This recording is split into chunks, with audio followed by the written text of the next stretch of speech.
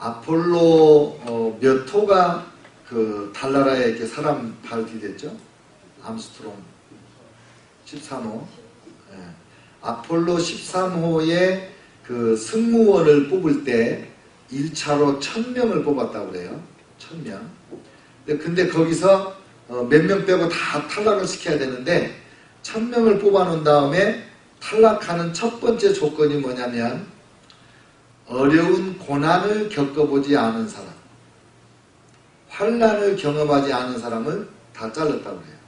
첫 번째 탈락하는 거예요. 왜냐하면 이 달 로켓을 타고 가다가 어떤 돌발적 사고가 일어날지 모르는데 고난을 겪어보지 않은 사람은 이런 어려운 일이 닥치면 쉽게 포기한다는 거죠.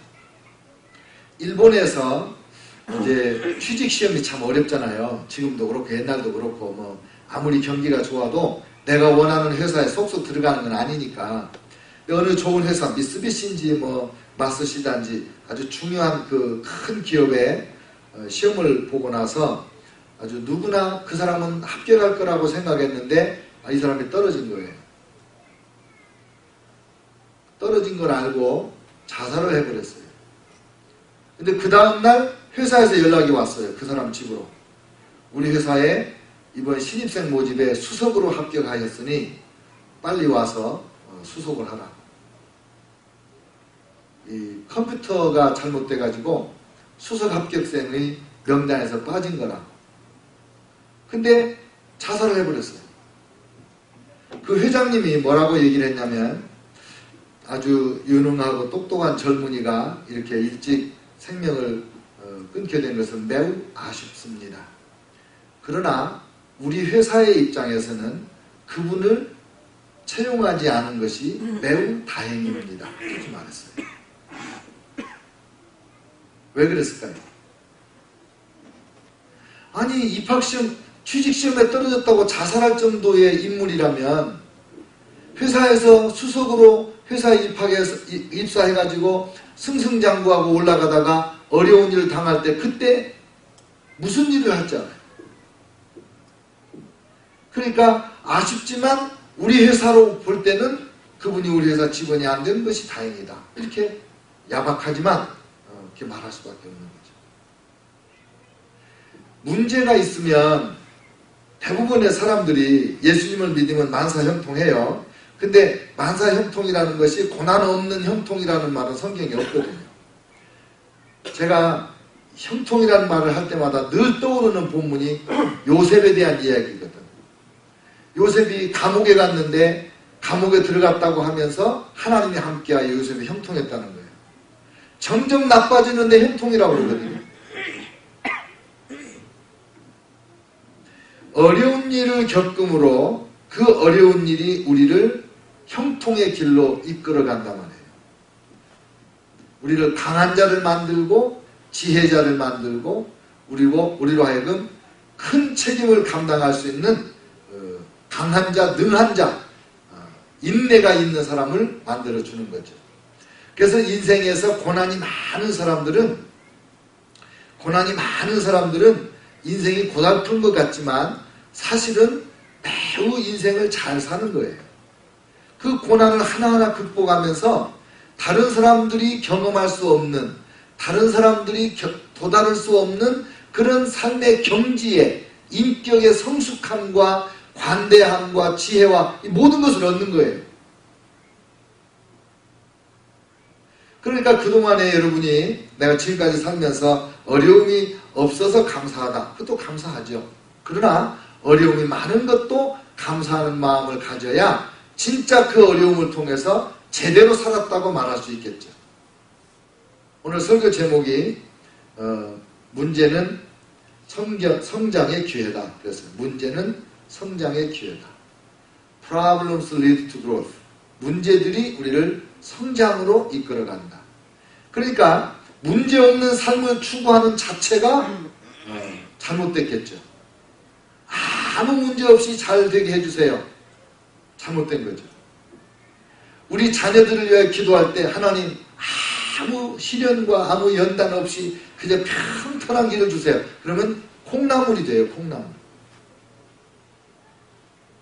콩나물은요 아무 문제 없이 커요. 근데 콩나물 뭐해? 네. 지금은 뭐 다 철로 하니까 그렇지만은 옛날에 그 배를 만들 때 가운데 높이 세우는 돛이 있잖아요. 돛대. 이 돛대를 만드는 나무는 어떻게 키우냐면요. 이 바닷가에 바람이 가장 센 언덕에다가 그 돛대로 쓸 수 있는 나무를 많이 심어요. 그래가지고 어느 정도 이렇게 나무가 한 3년 이렇게 크잖아요. 그러면 이제 사람 키보다 더 크게 이렇게 되죠. 그러면 그 중에서 제일 반듯하게 자라는 나무 한 그루만 남겨놓고 주변의 나무를 싹 다 잘라버려요. 그래서 혼자 독약 청청 서가지고 그 바닷바람, 찬바람을, 센 바람을 다 견디면서 자라면 10년, 20년, 30년 자랐을 때 큰 배의 돛대로 그 나무를 쓰는 거예요.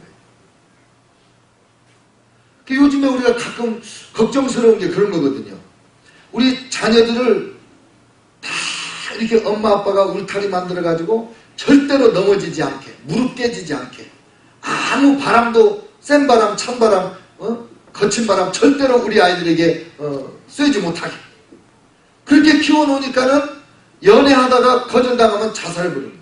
그 연애하다가 거절당하고 자살하는 사람은 주로 외아들이 많잖아요. 신문에 보면.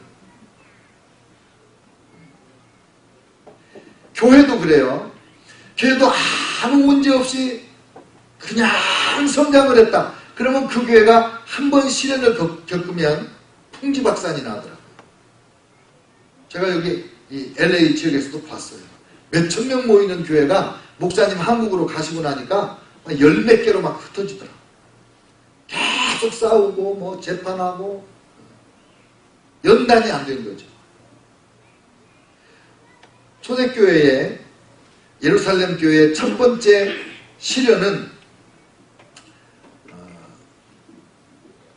사도들을 죽이려고 하는 그런 외부적 시련도 있었고, 아나니아와 삽비라와 같이 내부적으로 거짓말을 하는 그런 시련의 문제도 있었고, 그래도 그거는 외부에서 사도들을 죽이려고 하고 교회를 말살시키려고 할 때는 교인들이 똘똘 뭉쳐가지고 기도해가지고 성령의 재충만을 받아서 이 전도가 더 활발하게 된 거예요. 그들이 날마다 성전에 있든지 집에 있든지 예수는 그리스도라고 가르치기와 전도하기를 그치지 아니하는 그런 교회가 되어버렸어요. 건드려서 손해본 거예요. 그 사람들 입장에서 보면. 교회는 시련을 당해서 크게 덕본 거예요. 아나니아와 삽비라 그 두 사람 딱 죽고 나니까 교회 내에 하나님을 향한 두려움이, 경건한 두려움이 있어서 교회가 더 질서가 딱 잡히는 거예요. 입 조심해, 말 다 조심해, 다. 그런데 이번에는 문제가 좀 색깔이 달라요. 교인이 두 파로 쫙 갈라진 거예요. 마귀는 교회를 공격할 때 교회를 하나로 있는 상태로 그냥 공격하지 않아요. 너무 세. 둘로 나눈 다음에 그 나누어진 게 또 나누어져. 그러면 약해지잖아요. 그때 하나하나 먹는 거지. 마귀도 그 정도는 지혜가 있는 거거든요. 그러니까 교회가 분열한다는 것은 굉장히 무서운 거예요. 교회 입장에서 보면 아주 두려운 일이에요.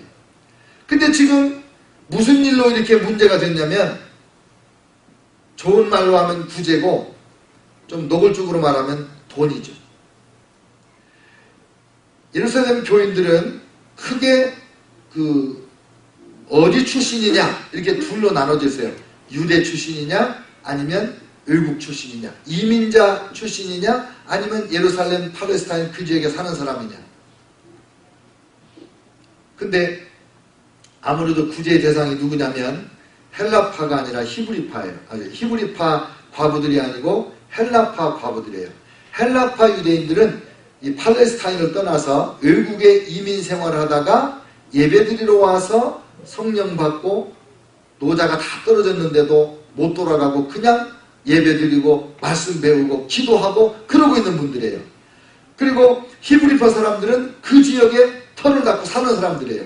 그러니까 이 두 팀이 이 교회 안에서 서로 이렇게 잘 어울리고 있었는데 구제를 하다 보니까 12사도가 이 구제를 제대로 잘 못했어요. 일이 너무 많아진 거죠. 설교도 많아지고 성경 공부도 많아지고 기도회도 많아지고.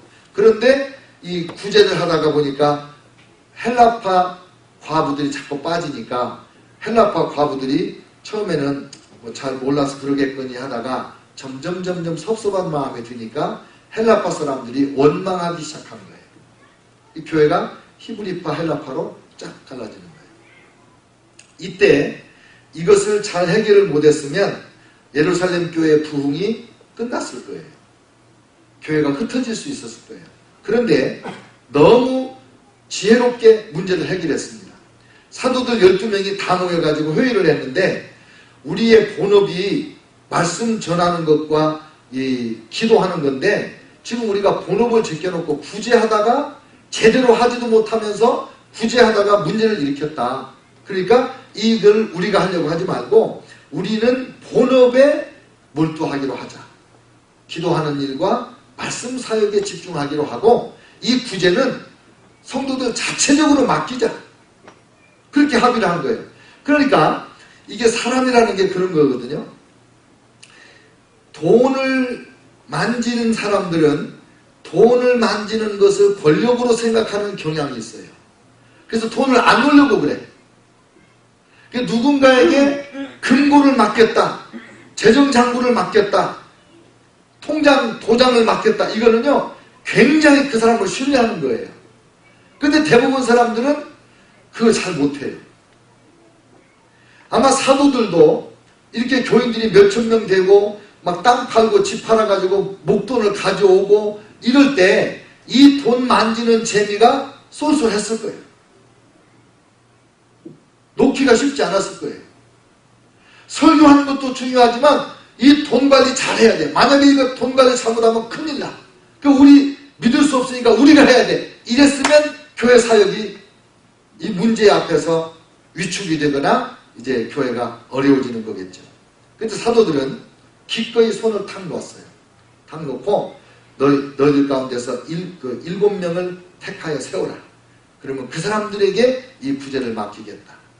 그랬더니 그러면서 이제 자격 조건을 제시했어요. 3절 형제들아 너희 가운데 성령과 지혜가 충만하여 칭찬받는 사람을 7명을 택하라. 우리가 이 일을 그들에게 맡기겠다.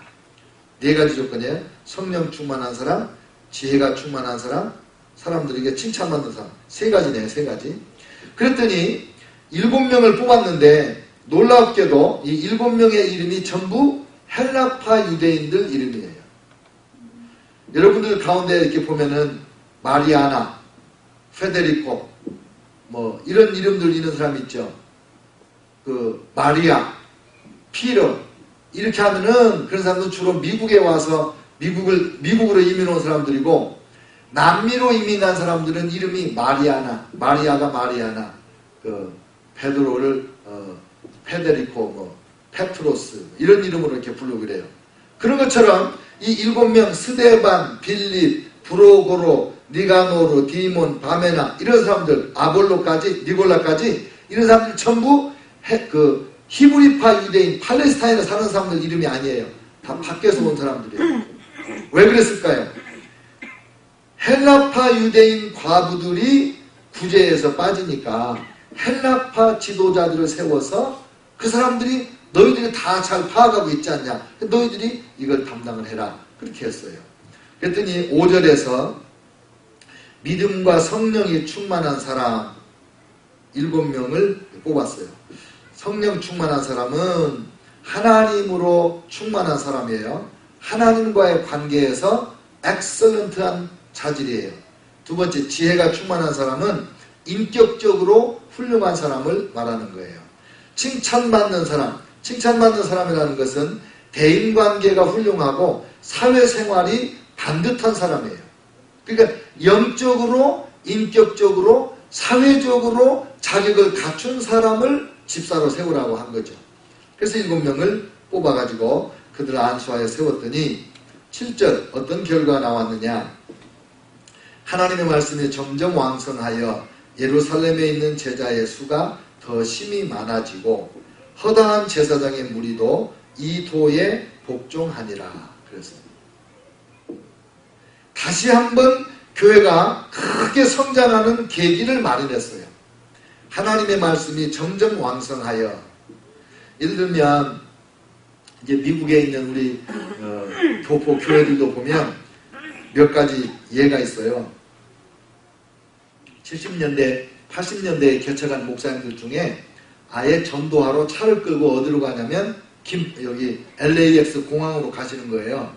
그때 공항에 가가지고 가족들 데리고 이민으로 왔는데 어디로 가야 될지 무엇을 해야 될지 모르고 그냥 비행기 타고 가서 내린 분들이 그렇게 많았대요.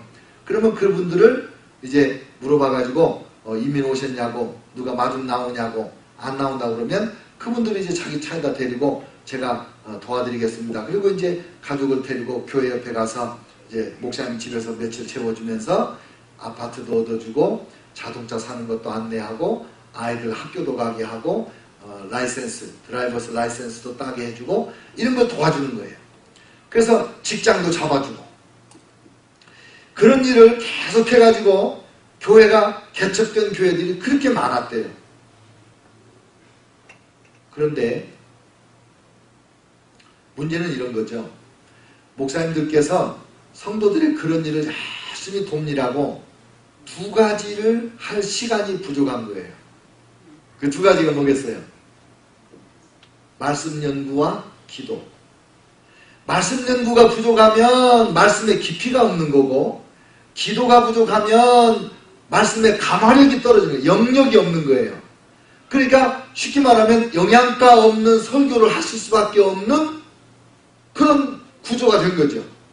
그러니까 그 공항에서부터 와서 일평생 잊지 못할 은혜를 입었잖아요. 이민 생활에. 그런데 이분들이 신앙생활 조금 하다가 교회를 다 떠나간다는 거예요. 그러니까 목사님들이 그렇게 상처가 많은 거야, 성도들한테. 제가 그렇게 그런 목회 하시면서 상처받은 목사님의 하소연을 직접 내가 들어봤어요. 그 목사님 말씀 드리면 도저히 있을 수 없는 일이 일어난 거예요. 어떻게 사람의 이렇게 인두급을 쓰고 이렇게 말하잖아요. 사람으로서는 그럴 수 없다는 거지. 근데 그 얘기를 들으면서 제가 이 말씀이 떠오르는 거예요. 초기에는 그럴 수밖에 없었겠지만은 그렇게 은혜 받은 성도들이 이제는 그 일을 대신했더라면, 그리고 목사님이 본업으로 돌아와서 기도하는 일과 말씀 사역에 전념을 했더라면 어떻게 됐을까? 지금은 뭐 공항 가서 하루 종일 앉아 있어도 뭐 이런 누가 한번 모시고 올 만한 그런 일도 이제 없을 거예요. 요즘 누가 그렇게 오겠어요? 이게 이제 이 사도들의 지혜예요. 언제든지 일이 복잡해지면 우선순위를 찾아오는 거예요.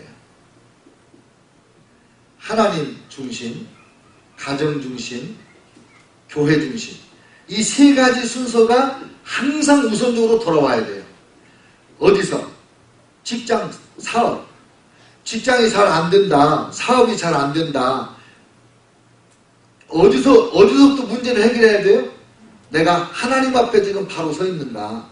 우선순위로 돌아와야 되는데, 우리 지혜가 부족한 사람들에게는 어떤 약점이 있냐면, 열심히 일을 했는데 수입이 적어요. 그러면 일할 시간을 더 늘리기 위해서 예배 시간부터 빼먹어요. 우선순위부터, 하나님께로부터 모든 지혜가 오고, 모든 능력이 오고, 모든 축복이 오잖아요. 그런데 그 축복의 근원으로부터 꼭지를 쏙 뽑아버린 것 같이, 뿌리를 딱 잘라버린 것 같이, 그렇게 해놓고 다 열심히 일해봐야 허리만 아프지 받아든 돈 봉투는 늘 날아갈 것 같이 가볍게 된다 그 말이죠. 힘들고 어려울수록, 일이 잘 안 풀릴수록 예배에 집중하고 말씀에 집중하고 기도에 집중하고, 바쁠수록 더 가족들을 챙기고 하나님 앞에서 받은 직분을 감당하기 위해서 열심을 내고, 만약에 이 7 집사님들이 이 구제하는 일, 접대하는 일을 맡아주지 않았더라면 결과는 끔찍했을 거예요. 저와 여러분이 예수님을 못 믿게 됐을 수도 있는 거예요. 사도들이 기도하는 일과 말씀 사역에 전념할 수 있도록 한 그 공이 어디에 있느냐? 이 평신도 지도자들의 헌신에 있는 거예요.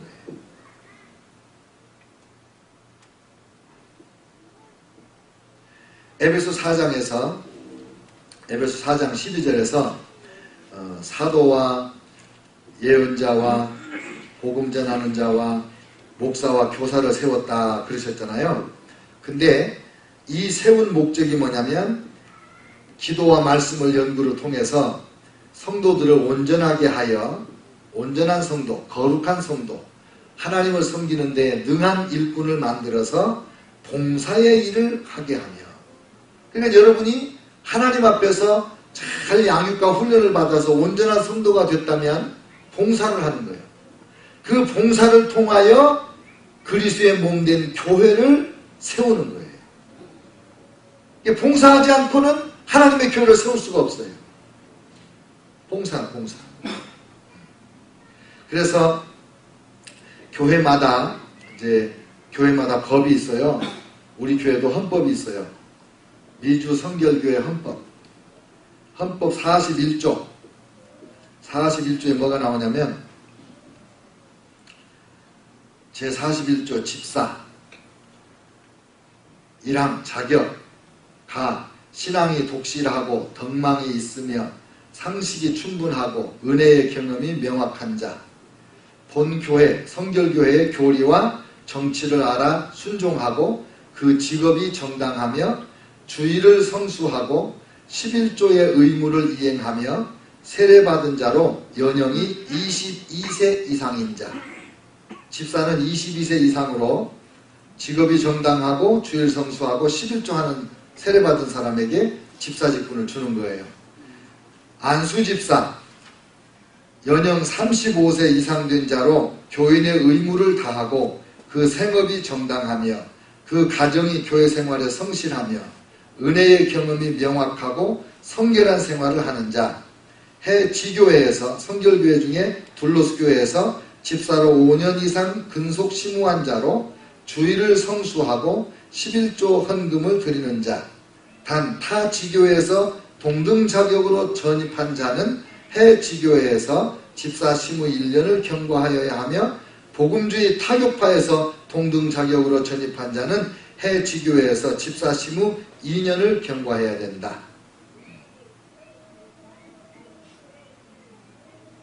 정년이 있어요. 안수집사는 70세. 70세 이상 된 자는 명예 안수집사로 호칭한다.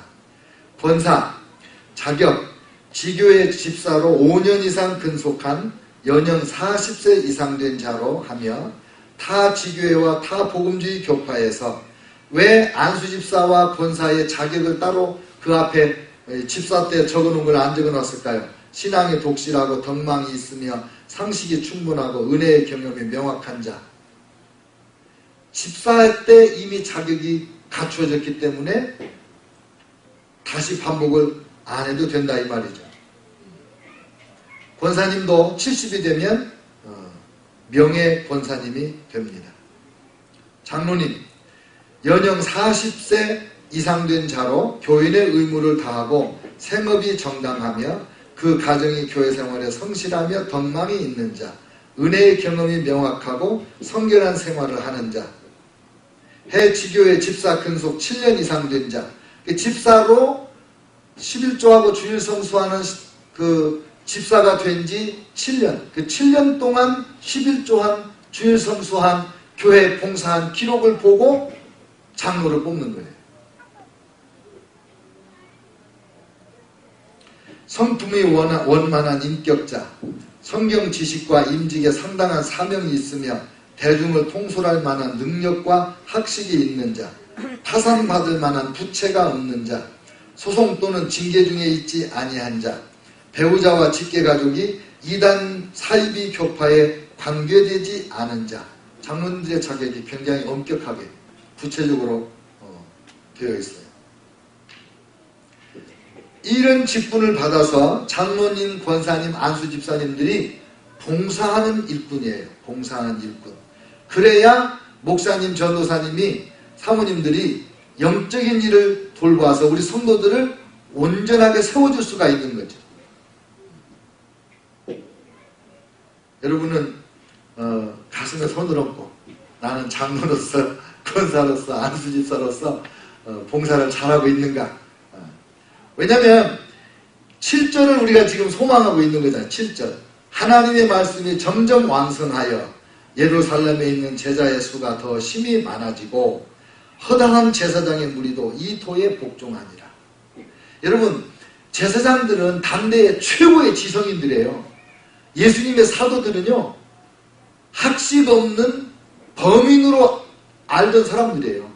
근데 이 평범한 사람들, 학식 없는 사람들, 이런 분들의 가르침이 얼마나 기도와 성경 연구가 성령 안에서 확실했든지 최고 지성인들이고 최고 영적 지도자인 제사장의 무리도, 허다한 제사장의 무리도 이 도에 복종하고 예수님을 믿게 됐다는 거 아닙니까? 우리 둘로스 교회가 이런 역사가 일어나기를 축원합니다. 저와 여러분이 합심해서 우리 각자가 맡은 일을 성실하게 하는 거예요. 집사님들, 권사님, 장로님들은 열심히 봉사하고, 또 목사님들, 전도사님들, 사모님들은 열심히 기도하고 말씀 잘 가르치고, 그러면 하나님께서 이렇게 점점 하나님의 말씀이 왕성해질 때 교회도 성장하고 부흥하게 해주신다는 약속이 있고 모델이 있지 않습니까? 저와 여러분에게 이 일에 헌신하고 이런 역사를 주인공이 되어서 경험하는 그런 은혜 있으시기를 축원합니다. 우리 삶에 어떤 문제가 있든지 문제는 하나님께서 우리를 더 성장과 성숙으로 이끌어주는 과정일 뿐이지 그것이 우리 인생의 마지막이 아니란 말이죠. 이런 고난이 있고 이런저런 모양의 어려움이 있을 때 오히려 그걸 통해서 지혜를 얻는 것이고 인내를 얻는 것이고 용기와 담대함을 얻는 것이죠. 고난을 통해서 기도했더니 응답받았다. 이게요, 돈으로 살 수 없는 경험이 되잖아요. 그래서 눈물 젖은 빵을 먹어보지 않은 사람하고는 인생을 논하지 말라 그랬다잖아요. 기도해서 얻은 빵을 먹어보지 않은 사람은 하나님의 일을 위해서 자기를 온전히 던질 수 있는 그런 용기가 어디서 나오겠어요? 내가 기도했더니 하나님이 이런 일을 하셨습니다. 이번에도 하실 겁니다. 이렇게 되는 거 아니냐고요. 그러니까 문제를 두려워하지도 말고 문제를 피하려고 하지도 말고 문제가 있으면 오히려 기회가 왔다. 하나님의 은혜를 경험할 기회요. 성장할 기회요. 하나님의 역사를, 하나님 살아계심을 만민 앞에 증거할 수 있는 특별한 은혜가 나에게 임한다. 이렇게 믿으시고 하나님을 섬기시기를 주의 이름으로 축원합니다.